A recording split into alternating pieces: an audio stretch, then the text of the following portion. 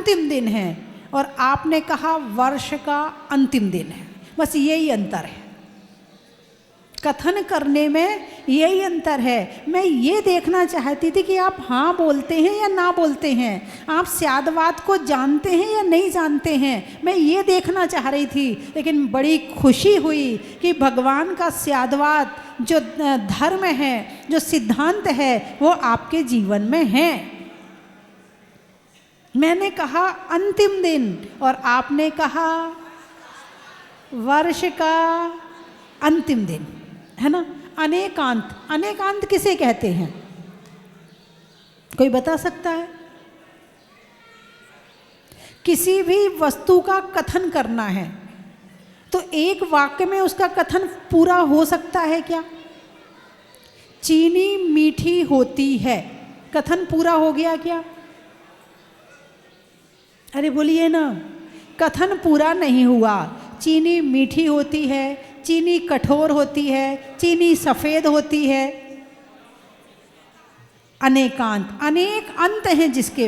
अरे भाई बड़ी आकुलता रहती, इतनी आकुलता है, इतनी आकुलता। इसलिए भगवान ने कहा है कि सुख किसका नाम है? बोले आकुलता से रहित होने का नाम सुख है। और जब तक आकुलता है तब तक सुख नहीं है। तो अनेकांत, बड़ी गहरी बात बताने जा रही। अनेकांत, किसी भी चीज़ का वर्णन एक पक्ष से पूरा नहीं होता है जब तक उसके सारे पक्ष नहीं देखोगे। ठीक है, कल मैंने पूछा 3 पेन दिखाए थे और मैंने पूछा कौन सा पेन अच्छा है, तो एक पेन तो चमक रहा था, एक पेन कम चमक रहा था, एक पेन बिल्कुल नहीं चमक रहा था। तो सबने कहा, फटाफट उत्तर दिया, बीच वाला। कौन सा पेन अच्छा है? क्यों? चमक रहा है। तुमने उस वस्तु का केवल एक पक्ष देखा है, चमक रहा है, और तुमने निर्णय कर दिया। निर्णय सही है या गलत है? आज मैं आपको बताऊंगी निर्णय कैसे लेना चाहिए। भगवान का स्यादवाद, भगवान का अनेकांत यदि आपके पास में है तो आप निर्णय सही ले सकेंगे। और यदि भगवान का स्यादवाद अनेकांत आपके पास नहीं है तो आप निर्णय सही ले नहीं सकते हैं। मैंने दिखाए 3 पेन, कौन सा पेन अच्छा है? फटाफट सबका उत्तर आ गया, बीच वाला जो चमक रहा है। ये भी नहीं देखा कि उसमें रिफिल है कि नहीं है, ये भी नहीं देखा रिफिल चल रही कि नहीं चल रही, यदि है तो चल रही कि नहीं चल रही, ये भी नहीं देखा कि उसको अंदर के क्या मामला है। बस तुम केवल ऊपर का खोल देखते हो। क्या देखते हो? ऊपर की खोल देखते हो। लड़की देखने जाते हो तो क्या देखते हो? उसका स्वभाव नहीं, उसका काम नहीं, क्या देखते हो? फिर लड़की लाते हो, कैसी निकलती है? हाँ, मेरी बहू तो बहुत सुंदर है। अब पता चलेगा रहने के बाद सुंदर है कि नहीं है। तो हर चीज के 2 पक्ष होते हैं, एक गुण पक्ष होता है और एक दिखने वाला पक्ष होता है। आप कौन से पक्ष को महत्व देते हो? आप महत्व देते हो दिखने वाले पक्ष को। इसीलिए जो चीज़ सुंदर लगती है, चाहे वो लड़की हो, लड़का हो, अथवा तुम्हारे परिवार का मेंबर हो, अथवा पेन हो, मकान हो, डायरी हो, खाना हो, कपड़ा हो, कुछ भी हो, आप केवल एक ही पक्ष देखते हो, सुंदर है। इसलिए अभी आपने अधूरा देखा है। क्या देखा है आपने?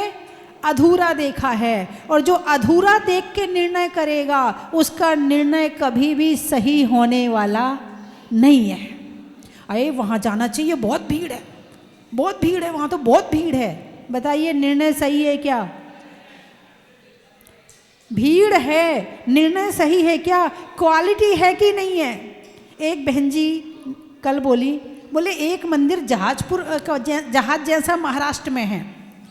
मैंने उनसे पूछा यहाँ जैसे भगवान हैं क्या? क्या यहाँ जैसे भगवान है क्या? तुमने क्या देखा?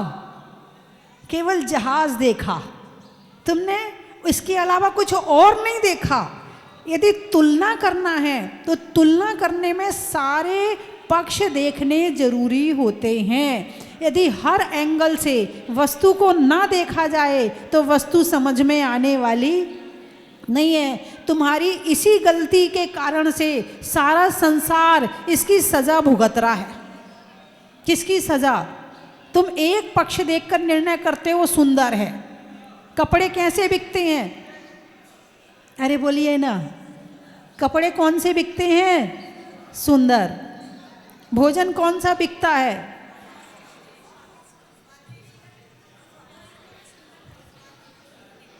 देखने में सुंदर लगे। पहले तो देखने में सुंदर लगे तो लेंगे, और देखने में सुंदर नहीं है तो नहीं लेंगे। क्या है, ऐसा सड़ा सड़ा बना के रख देती हो, रोज रोज लौकी बना के रख देती हो, रोज रोज कढ़ी बना के रख देते, ऐसी सड़ी कढ़ी हमें नहीं खानी है। बच्चे कहते नहीं कहते हैं। लेकिन एक तरफ पिज़्ज़ा है और एक तरफ रोटी है। अब दोनों में आप अंतर करो कि तुम्हारे स्वास्थ्य के लिए कौन सा बढ़िया है। स्वास्थ्य के लिए पिज़्ज़ा में क्या है? मैदा है, और दुनिया भर के केमिकल हैं, दुनिया भर के एसेंस हैं। बोलिए हाँ या ना? हैं, जो तुम्हारे शरीर को नुकसान करेंगे। क्यों डाले गए? तुम्हारा टेस्ट के लिए। उसमें क्यों डाले गए? माँ ने रोटी में ऐसी कोई चीज़ नहीं डाली कि टेस्ट आए। रोटी रोटी है, स्वास्थ्य के लिए बढ़िया है, लेकिन उस पैसे में खरीदने वाले पिज़्ज़ा में उसने ऐसी चीज़ डाली है कि तुम्हारे जीभ को आदत पड़ जाए, उसको अच्छा लगे और फिर वो खरीद के खाए।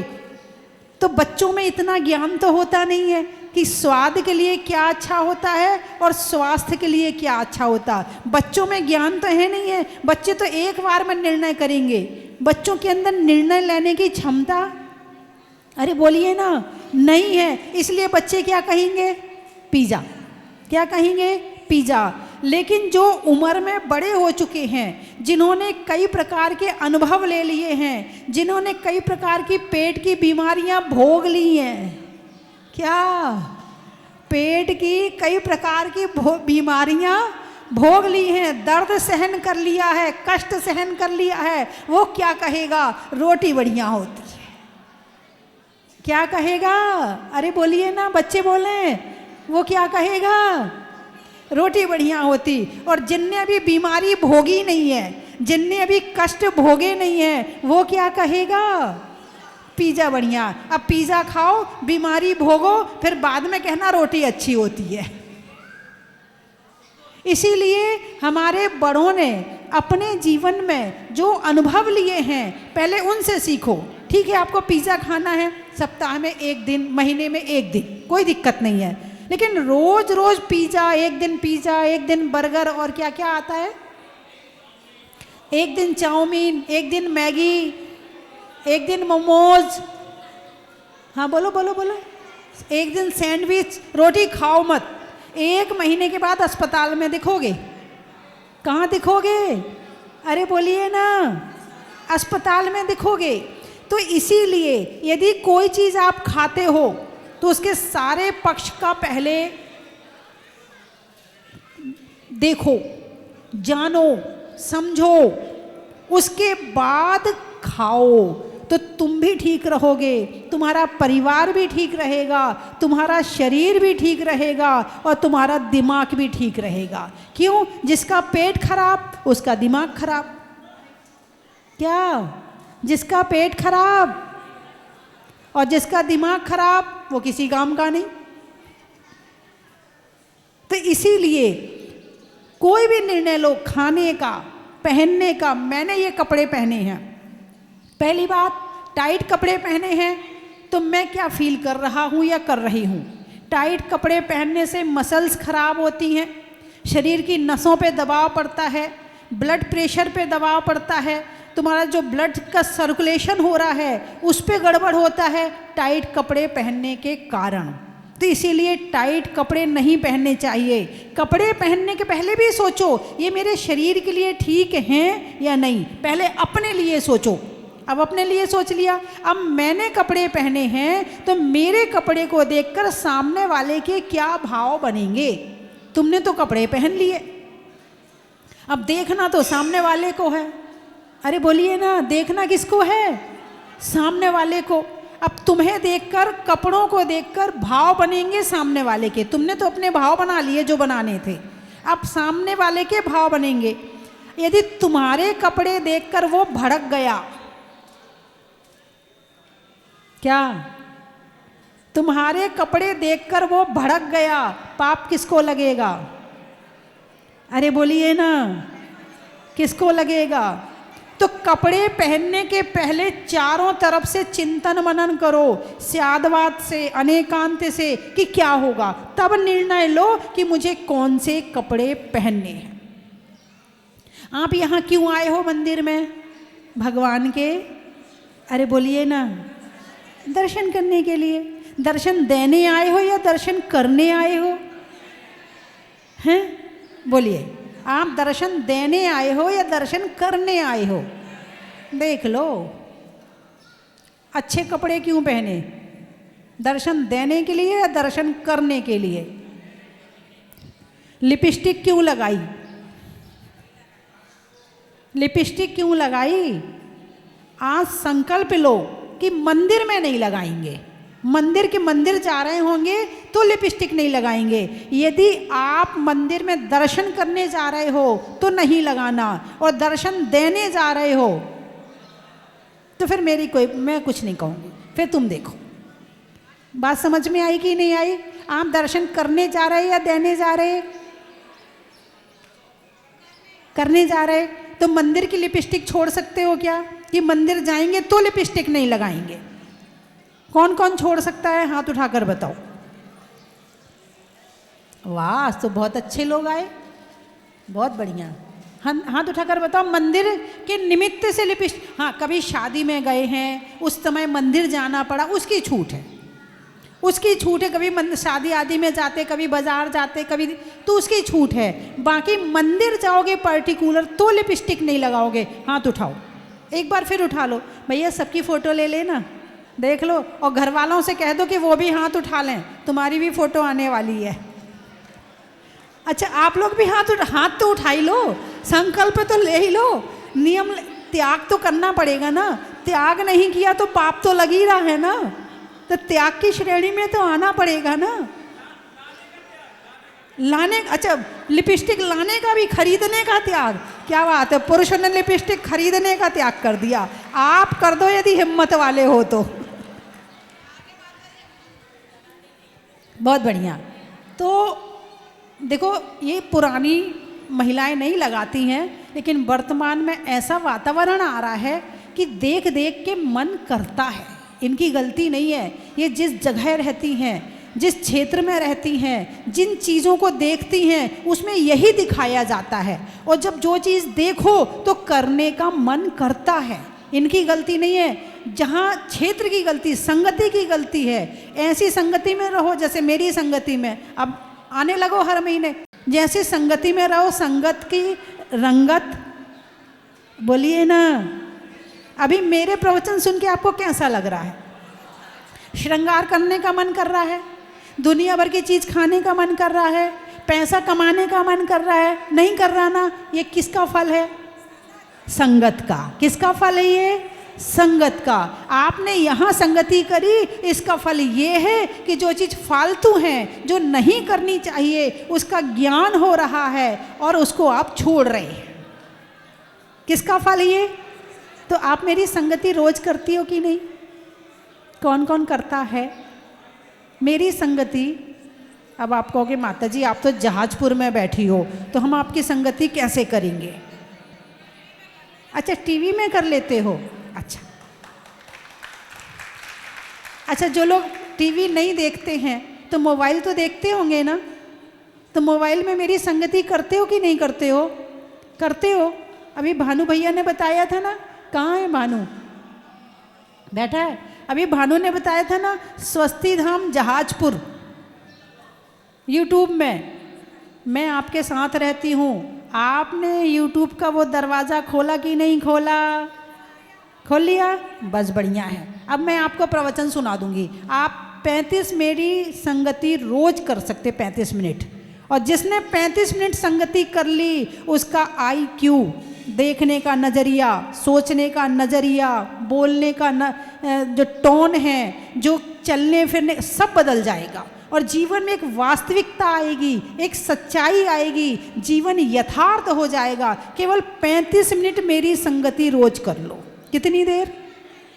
35 मिनट। कल मैं छुल्लक जी के कमरे में गई।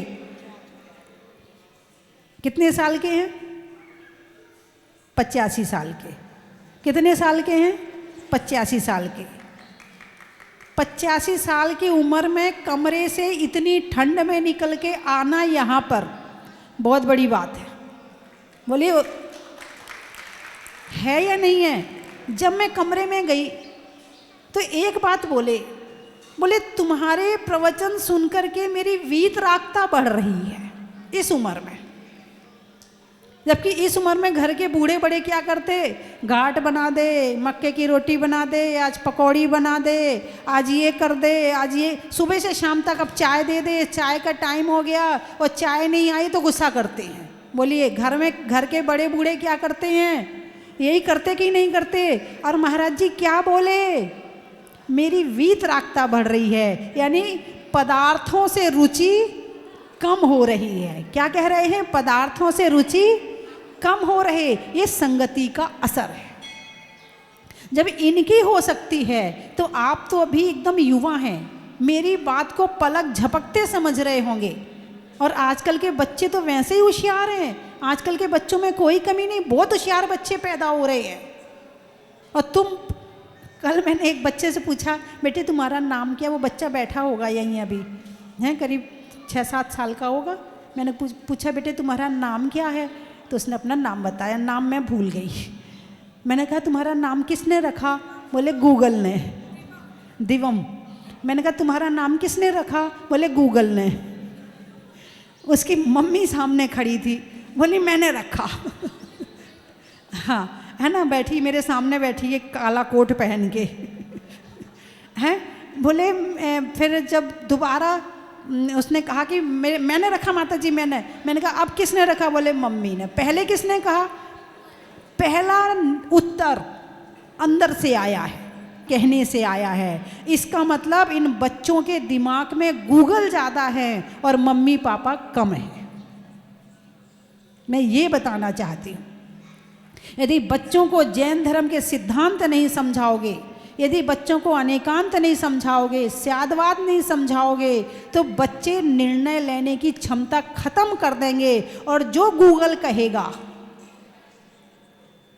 वो कहेगा ऐसे कपड़े पहनो, वही कपड़े पहनेंगे। वो कहेगा ये खाओ, वो वही खाएंगे। वो कहेगा ये खरीद लो, वो वही खरीद लेंगे। और आपने कुछ सुना भी होगा, कुछ गेम ऐसे चले हैं कि जिसको बच्चे फॉलो करते हैं और गेम के अंत में वो कहते हैं छत पर जाके कूद जाओ, तो बहुत सारे बच्चे छत पर जाके कूदे भी हैं। तो तुम्हारे बच्चे को ये गूगल, ये मोबाइल अपना दिमाग दे दे, उसके पहले उसके दिमाग में जैन धर्म के सिद्धांत डाल देना। उसके दिमाग में नमोकार मंत्र, 12 भावना, ध्यान, स्वाध्याय है, पाप, कषाय, जैन धर्म की बातें इतनी डाल देना कि गूगल कहे तो वो ना माने। मेरी माँ ने कहा है, गूगल गलत कहता है, मेरी माँ सही कहती है।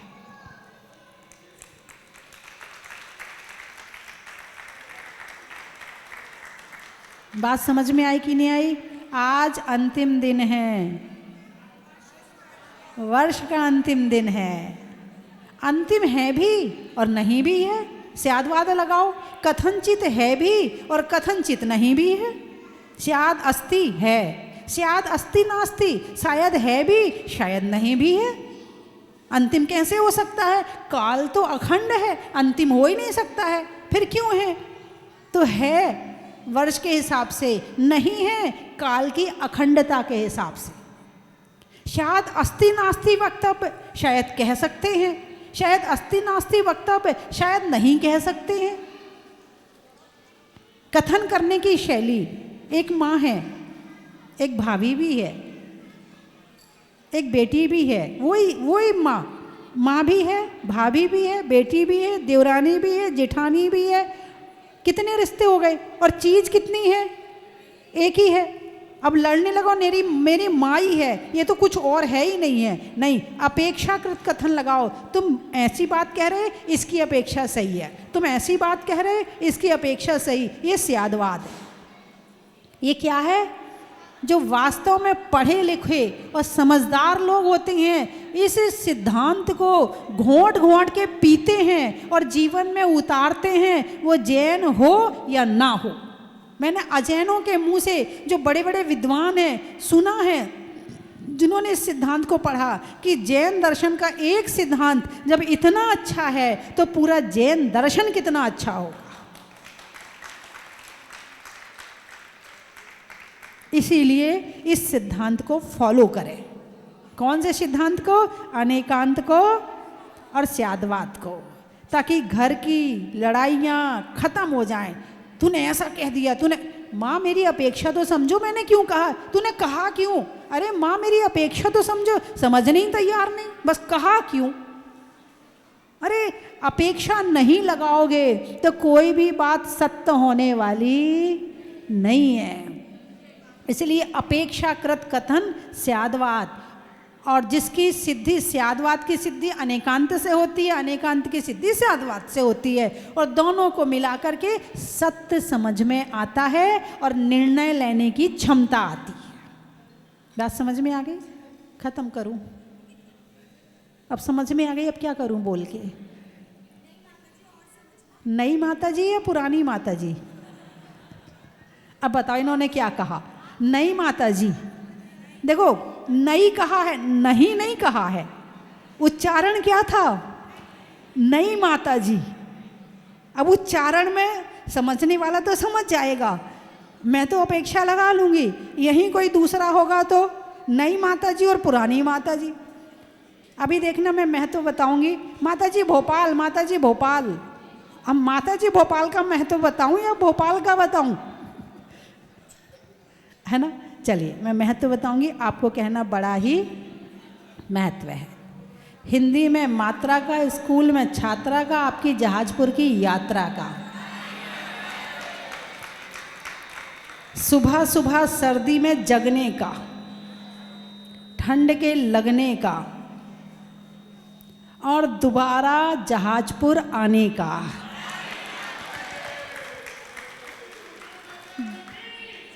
बीज में बोने का, कमरे में कोने का, और जहाजपुर आकर विशेष खुश होने का।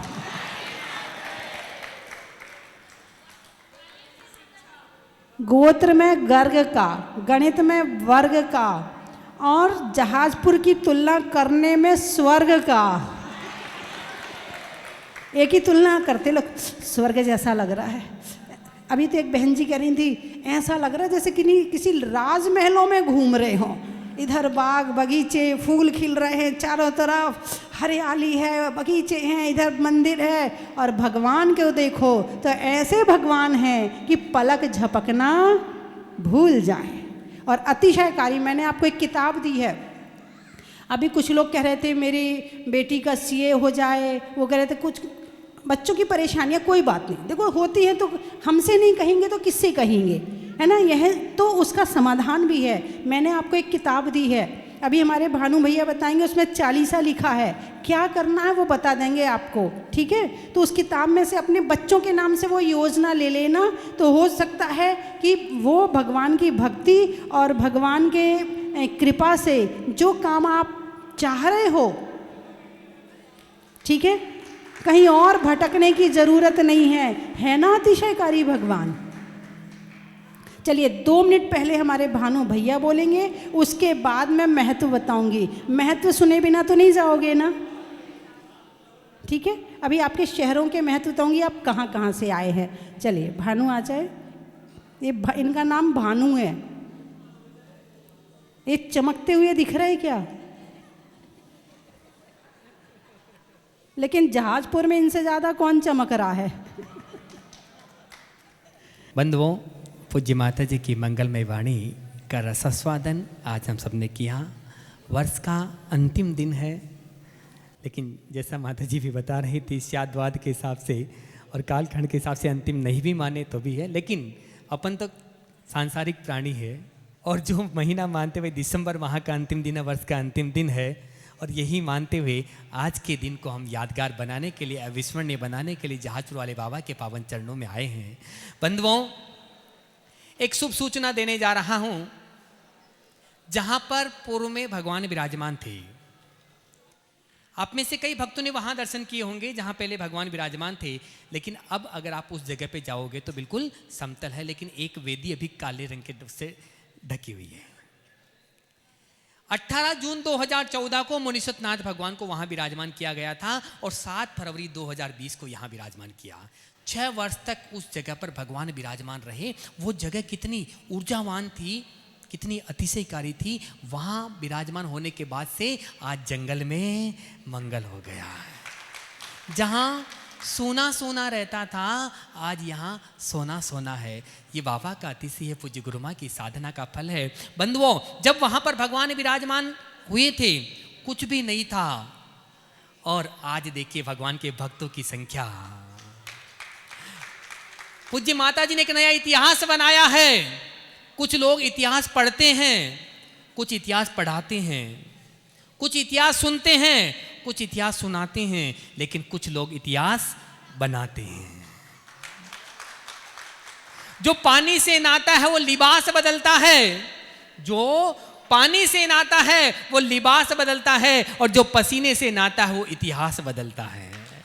और पूज्य माता जी ने एक स्वर्णिम इतिहास बनाया है, और ये जहाज मंदिर बनाकर विश्व को, जैन समाज को एक अनुपम धरोहर प्रदान की है, अद्वितीय धरोहर प्रदान की है, जो इतिहास के स्वर्णिम पृष्ठों में दर्ज हो चुकी है, golden book of world record में।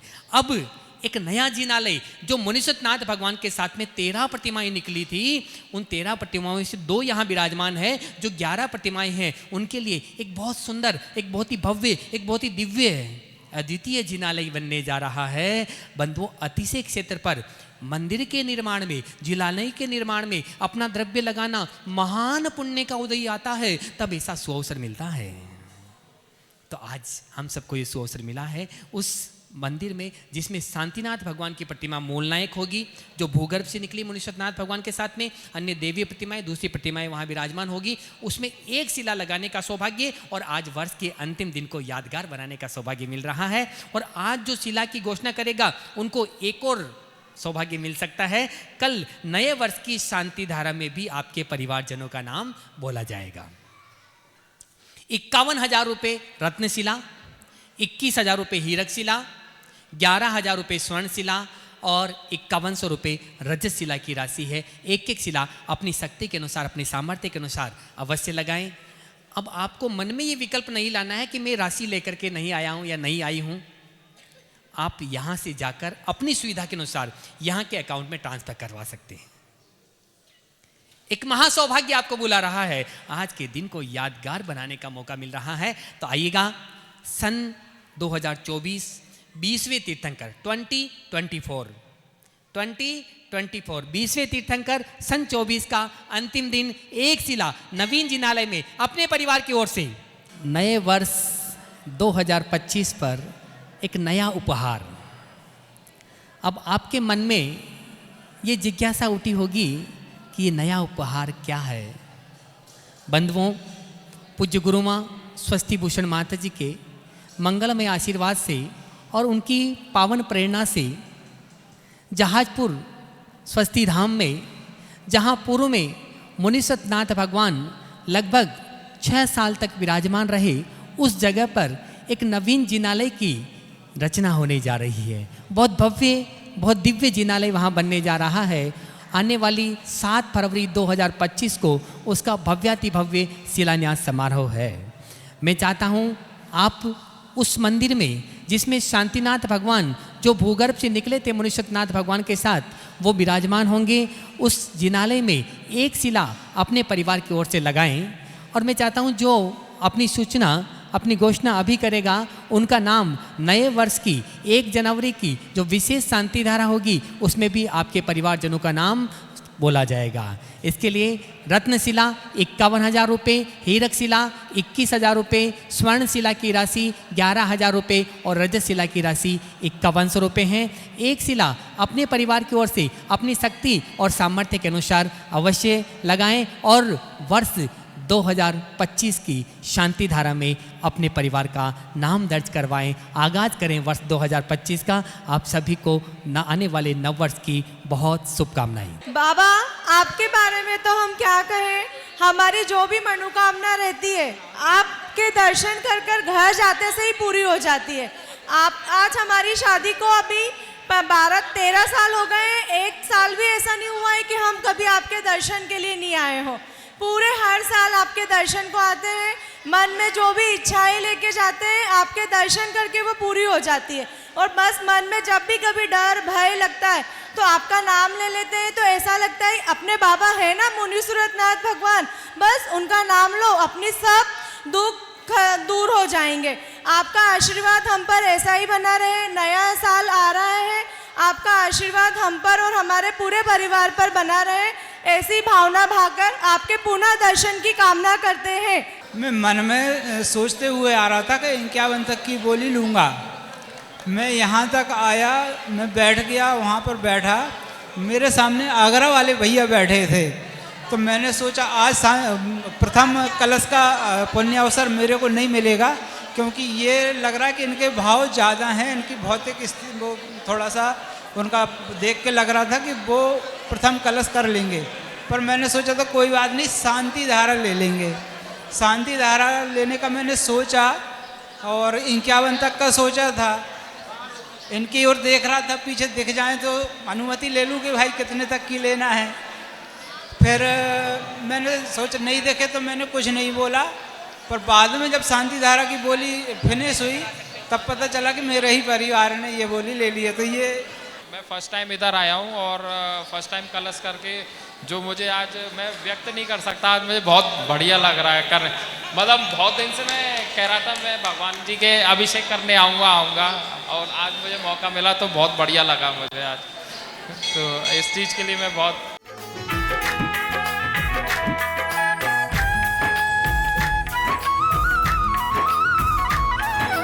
मंगलवार को मंगलकारी मंगल करने प्रगटे, दर्शन करते ही आशीषों के भंडार हैं भरते।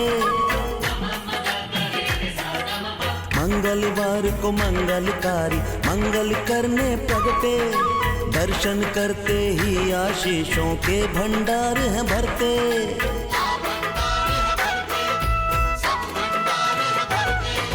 स्वस्ति धाम में जाकर मुझको, स्वस्ति धाम में जाकर मुझको भी जीवन है सुधारना। स्वस्ति धाम मुझे जाना है, मन में है ये धारणा। चलो स्वस्ति धाम, चलो स्वस्ति धाम, आओ स्वस्ति धाम की थाल को सजाओ रे आज, रत्नों की थाल को भर लाओ रे आज। आओ आओ करे रे गुणगान आरती भगवन की, आओ आओ करे गुणगान आरती भगवन की। आओ आओ करे रे गुणगान आरती भगवन की।